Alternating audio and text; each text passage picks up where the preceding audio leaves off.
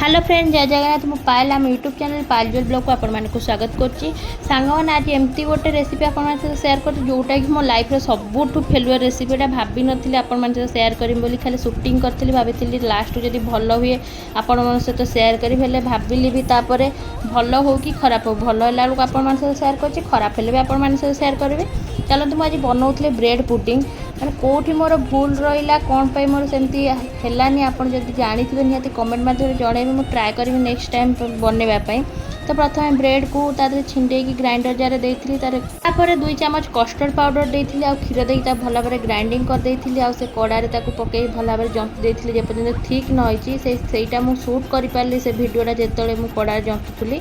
तापर कौन कला चीनी को क्यारामेलाइट करके गोटे टाटिया दे देइथिली जो मु बनैबी पुडिंगटा। तो तापर से जो बैटरटा मु रखिली ताकू दे देकी 10 मिनिट स्टीम कर देइथिली पानी रे देकी गोटे स्टैंड सेमती देकी देखि पाथे जेमती वीडियो रे मु करछि। तापर 10 मिनिट छाड़ देइथिली ठंडा पई। ठंडा हो सारा पर देखि पाथे डिश रु केड़े भल भाबर मो पुडिंगटा बाहरी गला। जेमती बाहरी गला देखा जाउछि जते सुंदर सेमती बिल्कुल टेस्ट नथिला। गोटे वीडियो रे जेमती देखथिले सेमती बनैली। कोन भूल होला निहाती जणेबे।